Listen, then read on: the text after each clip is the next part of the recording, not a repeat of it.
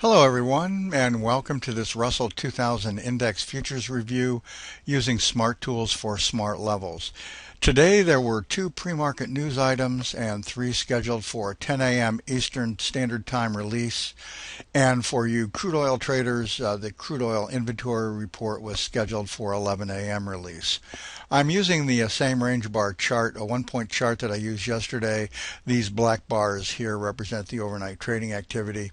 And given the down move in this market yesterday, I was expecting the overnight traders to drive the market lower, which indeed they did.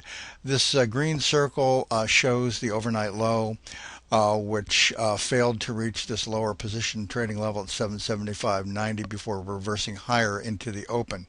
So after the market did open and failed to go up to the 783.50 level, it was not unexpected that the day session traders would then move the market lower down to test, at least test that is, the 775.90 position trading level, which as you can see then acted as support.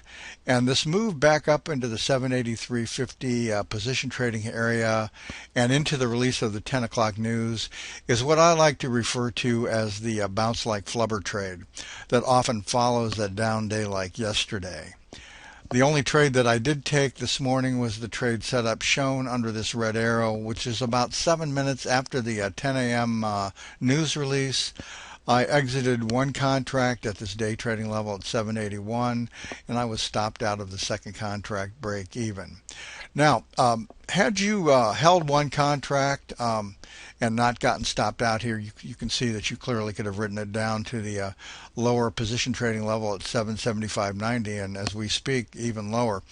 The fact that the market failed to go higher off of these blue bars, these setup bars did not trigger, I think means that you could consider this short setup a trend continuation setup, and this would be a great way to rejoin the down move and get down to the at least this lower position trading level.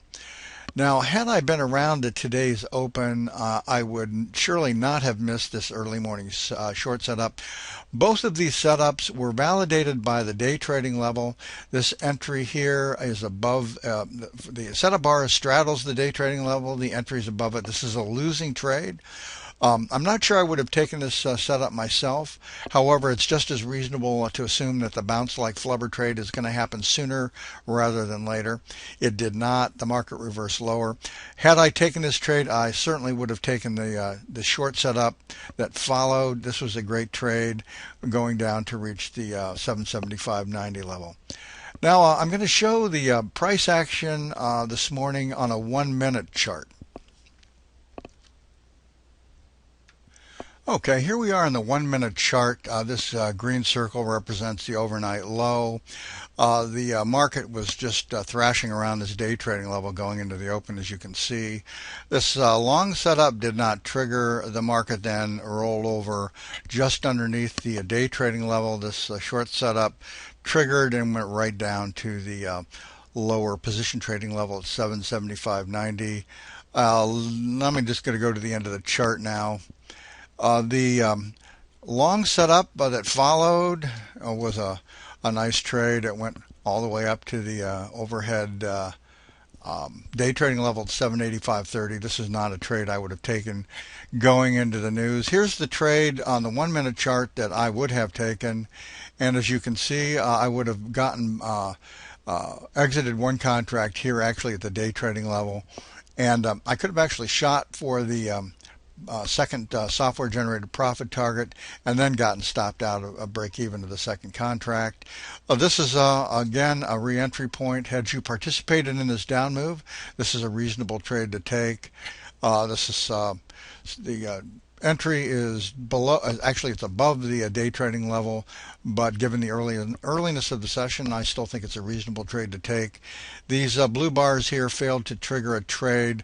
Actually, this blue bar here was right on the day trading level. I would have passed on this setup.